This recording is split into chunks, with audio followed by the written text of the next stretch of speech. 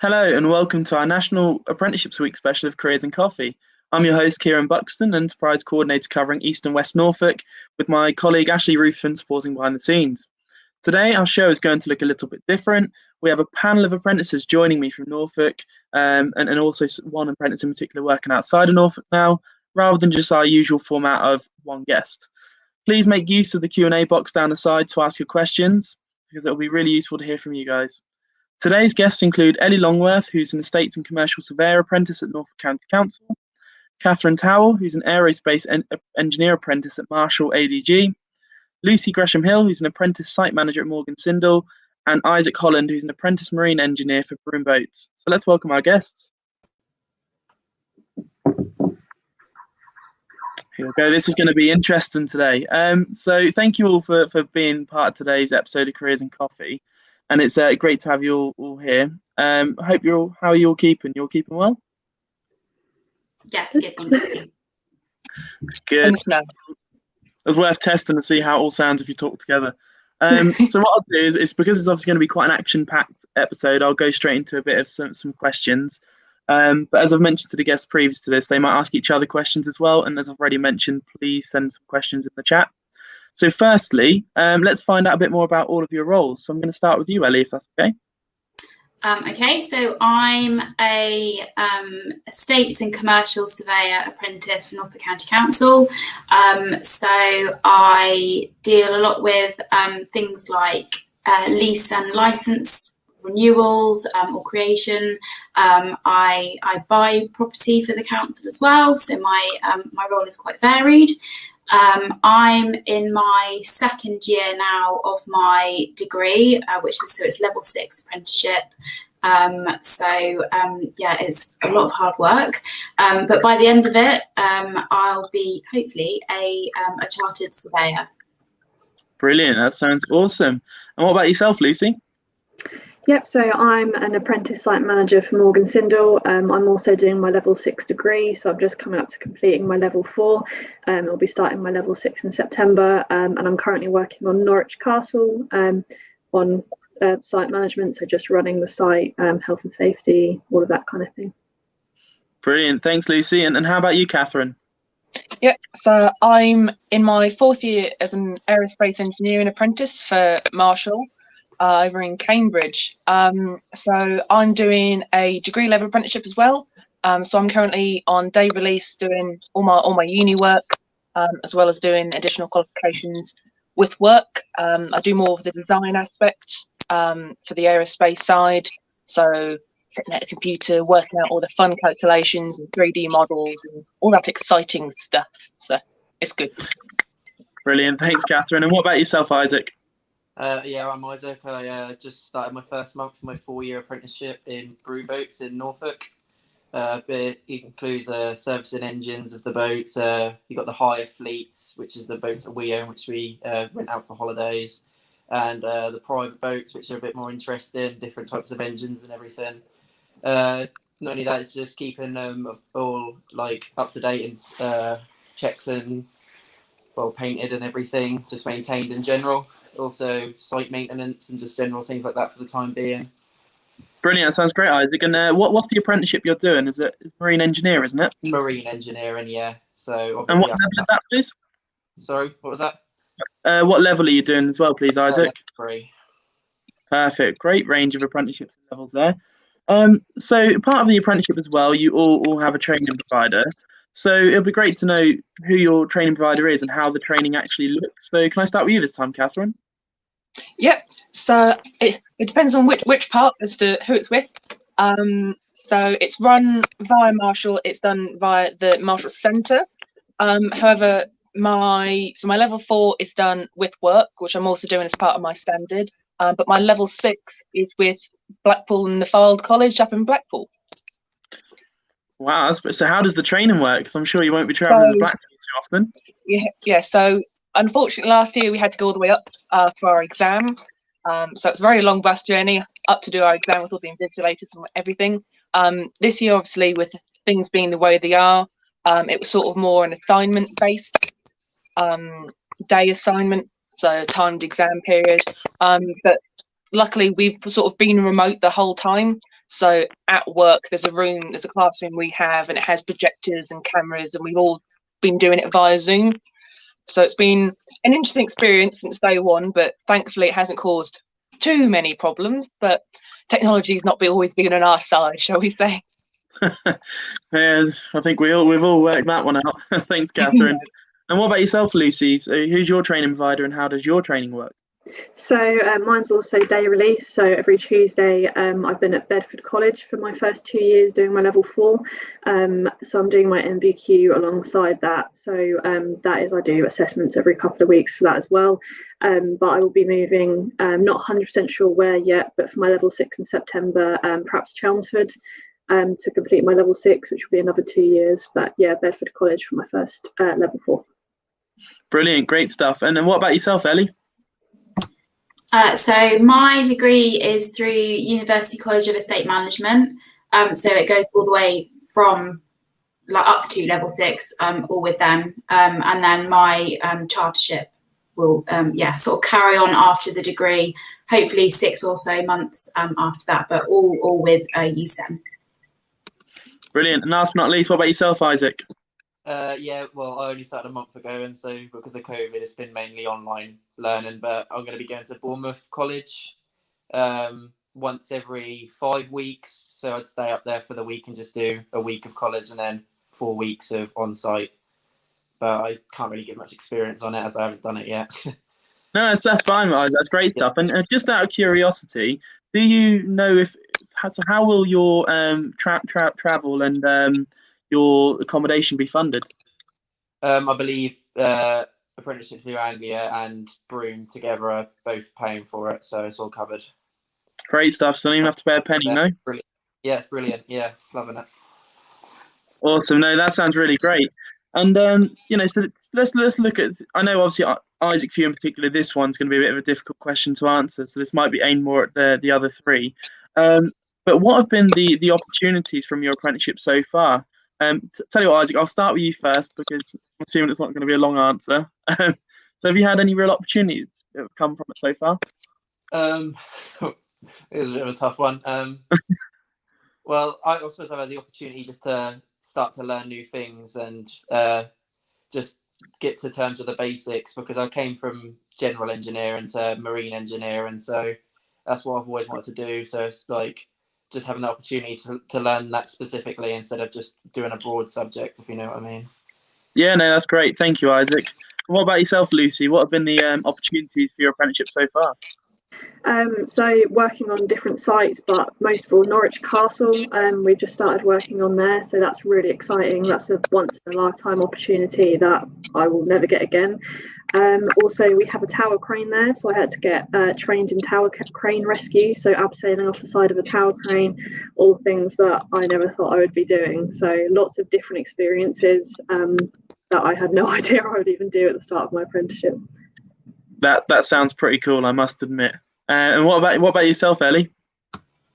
Well, nothing as cool as abseiling off a crane, unfortunately. But I mean, general working, sort of like Izaak said, I've just been given the opportunity to really push myself so much more. I was in a state agency before, so I've always had an interest in property, but it's really sort of opened up so many more avenues for me. And once I'm chartered and I'm finished, there's just so much more I can do.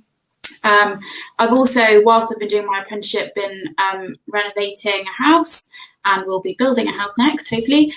So it all sort of ties in quite nicely with other non-working things sort of in my personal life that have really helped as well. That's brilliant, and well done for that one. That's certainly an ambition of mine, but I'm not sure I would even know where to start. So that just shows how powerful your apprenticeship's been in your personal life as well. Thank you. And last but not least, what about yourself, Kathryn? I'm sure there's going to be some pretty cool things here as well. What haven't I done? No, I've done all sorts of things. Unfortunately, I've not been able to do anything at home. I've not been able to, build a plane in the backyard yet, or abseil off anything exciting. But probably one of the coolest things I think I've done is I actually got to go into the hangars at work. So we are based on an airport, and we do all sorts of services and modification stuff for various air forces and companies around the world. And one of the things that I got to help with was fixing a C-130 Hercules. So I got to climb up on top and help attach panels and what have you. And it was like, oh, it's all very exciting. So it's been a good giggle. And I've had so many opportunities going around, meeting all these other people from all over the country as well. So it's definitely been good. Great stuff. No, that sounds really awesome, and it's making me jealous, all the stuff that you're all getting involved with, actually. So no, awesome. So we've got our first question that's come through. So the question is, did you stay at school to do A levels or BTEC, or did you go straight into your apprenticeship? So I'm going to start with you this time, Ellie. Okay, so yes, I did go and do A levels, and to be honest with you, I absolutely hated it. The first year was fine. Oh my goodness, there was absolutely no way that I was going to go to university after my second year. I really hated it. So I actually then went into work after that. I actually did a completely different apprenticeship, which was a level 3 in travel and tourism, which has come in so handy. And then went into work. So I was actually working for 6 years before, like between going to finishing my A levels and going into my apprenticeship. Which for me worked really well because it gave me a bit of time to kind of grow up a little bit and appreciate that actually, although studying isn't the most fun thing ever, it's really required if you want to push yourself a little bit further. And I've sort of, I don't know, gained a bit more patience, I suppose, to actually sit down and do it rather than just think, no, I don't like it, so I'm not going to bother. So yes, I did it, but I had a really long break between that and that. That's a great answer. That just shows, actually, it doesn't have to be your next step straight after education. What about yourself, Izaak? Well, I actually started off. Well, I decided to do law at college and did that for about 2 years and realised I absolutely hated it and didn't want to do it. So then I left and went to another college to do engineering, which I then did and completed, and then used it as a bit of a stepping stone to get my apprenticeship here. So the first 2 years were a bit of a waste, but the last one was definitely worthwhile. Oh, personally, I wouldn't say that's a waste. I think you discovered what you like, something you didn't. So yeah, all a learning curve. Definitely. Yeah. What about yourself, Kathryn? So for me, I knew exactly what it was I wanted to do. I'm part of the air training corps, so I've always been a geek, shall we say, when it comes to planes. So it seemed like the right route for me. Originally, the apprenticeship I wanted was one straight from GCSE. But I was like, you know what, I'm going to do my A levels, something to fall back on just in case. And thankfully I did, because I was able to get the higher level apprenticeship with me, with my company. So I stayed at A levels. Some of the other people in my class, they went and they did their BTECs over at college. But there were some people in my year on a different type of apprenticeship that came straight from school. Brilliant. No, thanks for that, Kathryn. And last but not least, Lucy? Yeah, similar to Kathryn, I knew exactly what I wanted to do, but I wanted to do a higher level apprenticeship, so level 4 and level 6. So I did do my A levels first. I did it in maths, chemistry, engineering, and EPQ, just because I needed that level 3 to get onto the level 4 course. Great stuff. No, that's awesome. And actually, I didn't even know necessarily the different journey paths before this panel, so that's just worked out really well. So the next question I've got, actually, so I'd imagine this is going to be quite different answers again, because you went into apprenticeships at different points in your journey. But what do you think made you stand out on your apprenticeship application form or your CV against other applicants for your role? I'll start with you, Lucy, if that's okay. Yep, for me it was work experience. So I'd during my A-level years, we had 1 day a week which was called a non-contact day, which you could use for CV building and that kind of thing. And so once every week for the full 2 years I did work experience with 3 different companies, which then meant by the end of my 2 years I had 3 level 6 degree apprenticeship offers. So work experience and putting yourself out there in your spare time, and putting in the effort without actually getting paid for it and showing that you're passionate for something definitely gets you somewhere. Great stuff. Brilliant, Lucy. And what about yourself, Kathryn? So for me, again, going to be slightly biased. I think one of the good things that helped was the fact that I did air cadets. So with that, I was able to learn all sorts of things and go and do all sorts of things that I think really helped. So obviously air cadets, there's a lot of stuff about aviation. So I had some good background knowledge, and I was able to develop various skills that you probably wouldn't otherwise be able to do when you're like 13. So unfortunately, I couldn't find anywhere that did work experience or anything like that. But it was Marshall the whole way. It was the only place I applied to in the end, which I do not recommend doing. But no, I just made sure, work hard, and you're going to end up where you're going to end up. That's great stuff. And actually, that's a pretty good way of putting it. If you can't find work experience, what you want to do, what other kind of volunteering schemes can you get involved with? Thank So you. I think that's actually a really good message, actually. What about yourself, Izaak? On mine, I just made it. I was quite honest that what I did at college at first, and then I obviously followed what I wanted to do more, which was engineering, and that I'd studied it hard and got good grades there, and use that as sort of saying that I am definitely ready for the next step and to get an apprenticeship, and puts me above other people who hadn't got a distinction in level 3. So I think that really helped. Brilliant. Thanks, Izaak. And what about yourself, Ellie? So I think for me, obviously I had background in property anyway, but again, on a more personal level, I'm really interested in it. I'm kind of a property nerd. Like houses, building, I basically was brought up on a building site, to be honest.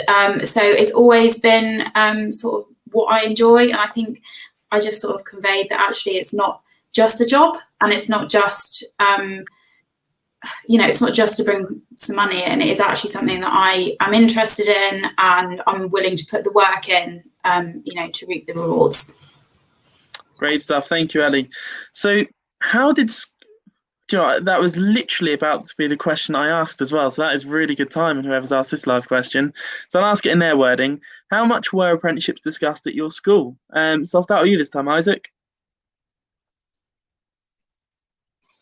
Sorry, I couldn't unmute my mic. Well, to be honest, they really weren't at all. I think I mentioned once when somebody came in to give a presentation at an assembly, but it was just pushed towards uni, really. It wasn't till college that I really heard that apprenticeships are a good option. Yeah, sorry. No, that's right. No, that's brilliant. So because my follow-on question to that would have been, how did you find out about apprenticeships? So was it through your college? Yeah, I had a really good tutor when I went to do engineering, and he would come in once a month and just hand out a few apprenticeship opportunities. I applied for one, but it wasn't successful. So most of the class went for it. But then I just kept on at it because I knew that was definitely the way to go, and I finally ended up here. Brilliant. Thanks, Izaak. And what about yourself, Kathryn? How much were apprenticeships discussed at your school? Again, not very much. We had maybe a couple of careers fairs where an apprenticeship company came in showing what they offered. But on the whole, I was the one that went to my careers teacher going, this is what I want to do, help me. And all my sixth form teachers going, oh, uni. But no, I'm really glad I stumbled across it, actually. And to be honest, I all thought they were the same level. It wasn't until I was actually on my interview I even realised that you could do a degree and a higher level apprenticeship. So yeah, it's been an interesting journey, but I think they need to be discussed more, definitely. Well, that's a great bit of fortune that you actually ended up on a degree one if you didn't realise. Yeah. So can I just ask you a question, Kathryn? So because you went to school in Norfolk, so considering you kind of knew you wanted to go into an apprenticeship and did your research, how did you come across Marshall and Cambridge? Originally, my mum actually found it for me in an article in a newspaper. So years ago, I ended up having to have an operation in hospital. So I wasn't able to join the RAF, which is what I originally wanted to do. And so I need to find something else that I can do with planes. And we were just looking, and then we saw this article in the newspaper, and she's like, oh, what about here? And they did military aircraft. So it was everything I wanted, but without having to get up at 6 a.m. and get shouted at. So it was like, oh, this is perfect. And thankfully it all went okay. Well, that sounds great, and I'm glad you found something, considering RAF was your first port of call. So well done on that one as well. What about yourself, Ellie? Yeah, apprenticeships not really mentioned that much either when I was at school, but they probably were to some degree, but I probably didn't pay as much attention to it as I should have, in all honesty. But at school, I wholeheartedly thought that I was going to go to university and that was the path that I was going to take. Whether or not that's because that's sort of the impression that you're given at school, that that's the right path, to go down. They were not mentioned at all when I was at sixth form, which is a shame actually, because I'm like Kathryn, didn't even realise that you could do apprenticeships that were higher than level 3. I thought apprenticeships, it was basically like you go to college or sixth form or you go and do an apprenticeship. I didn't realise that you could sort of do both and take different routes. And I also think that, like, when I was at school and sixth form, you were only ever sort of told about what subjects you might do at university. So it might be English or maths or business or something like that. You're not ever really, we weren't sort of given the discussion about careers. Like, I didn't even know that a commercial estate surveyor was a thing. And maybe really, I don't know, I don't think that we really got asked about what our interests were outside of, maths or science or whatever, and what being good at those subjects might actually be able to lead to. It wasn't just like, oh, well, you'll go and do chemistry at university. It would be nice to know you're good at chemistry or you're good at science, well, I don't know, whatever, maths, and therefore you could go on to be this job.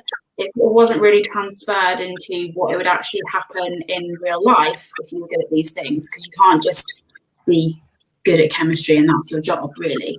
I don't think it was discussed as well as it should have been in my... So you think really there could have been better links between the career and the curriculum? Definitely, yes. There was really no link for me at all between what you did at school and how it was going to transfer to what your job would be in the future. Brilliant, thank you, Ellie. And what about yourself, Lucy? I feel like I was the lucky one here because my school was so good at pushing apprenticeships. So I went to UTCN in Norwich, and if anything, they pushed it more than uni, because they're saying, look, you can. I think because it's an engineering college, you're doing a lot of hands-on stuff, and obviously if you're going to go into that kind of career, you need hands-on as well as classroom learning. But they pushed it a lot. Like, they had employers in daily, weekly to talk to you about their apprenticeships and what they have to offer. So yeah, my school was actually really good at it and offered a lot. So I feel pretty lucky. No, that's great. It's great to end on a positive note on that one. And so I'm assuming my question around where they could improve. Do you have anything they could improve on around apprenticeships? No, because they've got a careers advisor who's in all the time as well, and can help you find something that you enjoy and you could make a career out of. So actually, I don't think there is anything they could improve on, to be honest. No, that's fair enough. Well, while I'm talking to you, Lucy, where do you see yourself in 10 years' time? So we've got really good kind of career progression that's quite clear. So once I have completed my degree, I will be an assistant site manager, senior site manager. And you can kind of stop wherever you want. You could then go project manager. I kind of want to go all the way. I'd love to be a project manager one day. And I think that's quite doable in kind of 10 years' time. But I also want to go, the whole reason I actually got into construction was because I want to go where there's been natural disasters and help rebuild communities. So at some point in my career, I want to take a year or two out to do that. And then I know that I'll have a job to come back to as well, which will be good. Great, thanks, Lucy. So Kathryn, I believe, is having a bit of a Wi-Fi problem. So I'm sure she'll be back shortly, but we'll continue until she does come back. So I'll come to you next, Izaak, if that's okay. Where do you see yourself in 10 years' time? Well, with my course, level 3 is actually pretty much fully qualified. So after I finish that, I can I'll probably stay on here for a few years, and then if I wanted to, I've always had a passion for traveling. So maybe go to another country and work there, because engineering is quite a broad job, so you could pretty much do it anywhere. And yeah, so I'm not really 100% sure, but something along them lines. I think that's okay not to be 100% sure. But if you want to go abroad, you got any countries in mind that you'd like to work in? No, not really, to be honest. I'm not really much of a planner. I just, yeah, hopefully see what happens. Great stuff. Welcome back, Kathryn. What about you? Sorry. That's So okay. 10 years time. Could be anywhere. Not sure if it's doable in 10 years time, mind, but one day I'd like to start doing something involved with space. So I don't know, space shuttles or rovers or something out there, literally. So I don't know. We'll have to see what happens, I suppose. But yeah. What an awesome ambition. And what about yourself, Ellie? So hopefully by then I will have finished my degree and my chartership, and I will be a chartered surveyor. So maybe I could go and work in a different country. I'm not really sure on that yet. My overall ambition, and again might not be doable in 10 years, but I want to go into property development. And I'd quite like to have my own business. I'd like to work for myself. Again, might not be in 10 years, but that is overall what my goal is. No, that's some really good ambitions there, actually. Great stuff. So we've got another question that's come through. How did you find the transition from education to work? And looking back, what advice would you give to students to help them cope and manage their transition? That is a great question. I'm going to start with you, Ellie. That is a really good question. For me, I mean, I went into a level 3 apprenticeship straight from sixth form, which was the travel and tourism thing. So for me, I think it was kind of eased in because there was still a little bit of the sort of studying and work combined. I worked through college as well, so I was already sort of in the work industry. I think time management is really, really important, especially if you're doing an apprenticeship. You really have to be prepared to sacrifice your social life, I'm afraid to say. It's true.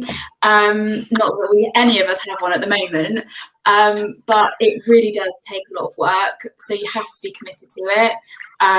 But I think just being focused and making sure that you do make time for, like I say, if you're doing an apprenticeship, the study side as well as the work side, and don't let one overtake the other. It's really easy to do.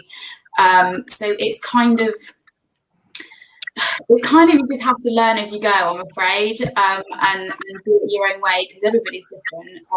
People will work in different ways, but I would say definitely time management and just setting time aside is the most important thing. And did you have any coping strategies when I know you said you kind of eased into it, but was there any kind of coping method you used? Not particularly. Especially now, I block things into time. So at the moment, I'm like, right, I just need to get through this assignment or this module, and then I've got a break. And the break might only be 2 weeks, but it's worth it to know that it's coming. So I kind of just try and block things up and make sure you've got something to look forward to, because otherwise, if you're just looking forward and it's 4.5 years of a degree or apprenticeship, it is a bit overwhelming. So chunking it right down really, really helps. Great, thank you, Ellie. And what about yourself, Lucy? Work experience was the most valuable thing for me. So while I was doing my A-levels, I was still working once a week in the career I wanted to go into. So you are kind of getting the balance of, I've got these exams, but I've also got work experience. And you see what you'll be doing on a day-to-day basis as well. So you're then starting to think, right, how would I cope with this and the work at the same time, and that kind of thing. So work experience is so valuable, because not only do you find out the career you're going to go into, but you also are learning on the job as well. And also just, it is important to take a break. And as Ellie says, there is a lot of sacrifice to be made, but you need to reward yourself as well. I think you can put a bit too much pressure on yourself to kind of get everything done in one go, but it is really important for your mental health and for being able to stay focused to have a break every now and then as well. Great, thank you, Lucy. And what about yourself, Kathryn? Yeah, I think doing sort of the way we did it, it's not, I want to say it's not too bad personally. I haven't found it I wasn't major, it's not quite the right word. Obviously, you need to make sure time management, you have everything sorted, but because you're working and you're learning all at the same time, so you haven't not stopped doing what you do at school or at sixth form or college or what have you, but you're not also going to get thrown in the deep end. Even if you went straight into work, they're not going to want you to fail. I mean, they're investing all their time and energy and money into you. They're going to want you to do well. So that, they ease you into it and they look after you and what have you. So it's definitely been good, but just make sure if you are struggling with anything, you talk to someone, your line manager or your teacher or anything. It'll be okay. Brilliant, thank you, Kathryn. And I'll come to you last, Izaak. Again, I know you're very early on into your apprenticeship, but is there any kind of answer to that question that you've got? Well, yeah, I've only been here a month, so not much experience. But yeah, well, I did. I've worked pretty much my whole life, just like weekend jobs and stuff. So even when I was at college, I do like Saturdays and Sundays working, and that is just sort of merged into one, if you know what I mean. So I've got my learning and my work, but like in one time, and I've usually got my weekends off as well, so it's give me time to concentrate on anything I need to do then.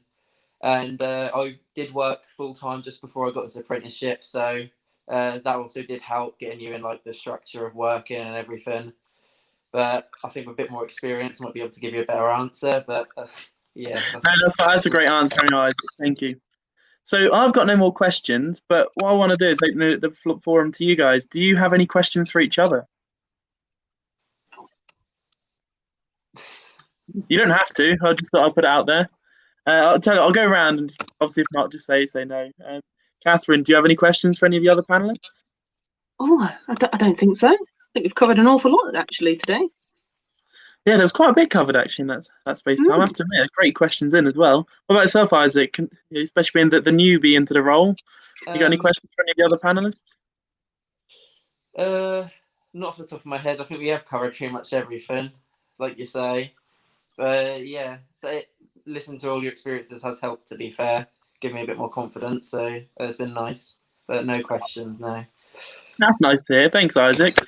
What about yourself, Ellie? You got any questions for anyone? Not really. I was just I was a bit intrigued just because it's most like what I'm doing, to sort of know what it was or why Lucy particularly wanted to go into construction, because property and like building, you don't really get a lot of young females do it. I'm one of the few. So I was just curious, out of interest more than anything, what it was that made you interested in it in the first place. Well, it all started because I wanted to go where there'd been natural disasters and help rebuild communities and that kind of thing. And I was thinking, how would I be kind of most useful? So I decided into going. I started off in structural engineering, but as soon as I'd experienced actually being on site, I was like, wow, I literally love this. This is great.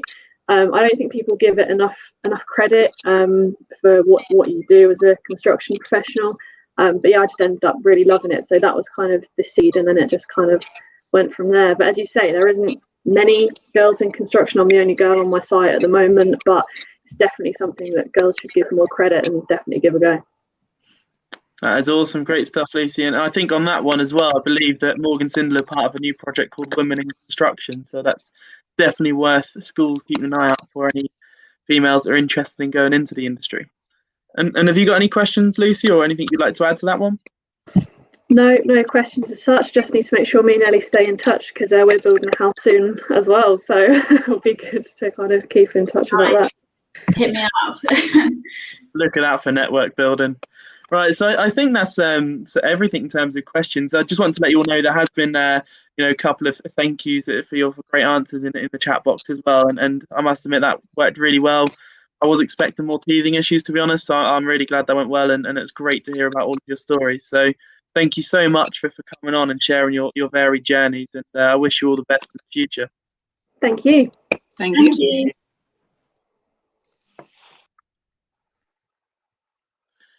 Right, that's all for today. I feel like that could have gone on a lot longer, but there was so much covered in that half an hour, 35 minutes. That was brilliant. Thank you so much for Ashley working behind the scenes and making it all come together. I say it every time, but I've got the easy part of just chatting and listening to some really cool answers. Thanks again to Ellie, Kathryn, Lucy, and Izaak for joining today as the guests. Such varied and brilliant stories, and I thought it was really valuable to hear that. I must admit, I really didn't think that there was going to be that much variation between the four, so I'm really, really glad that I stumbled across the four apprentices there. And thank you to you guys for watching and posting in questions today. I found that really useful, and I hope that you guys found it really useful as well. Don't forget to join Jordan Holder and Josie Finch on Thursday for another National Apprenticeships Week special of Careers and Coffee, where we'll hear from the apprentice to the Executive Director of Growth, Highways and Infrastructure for Suffolk County Council. Thank you again. Have a great week, and I'll see you soon.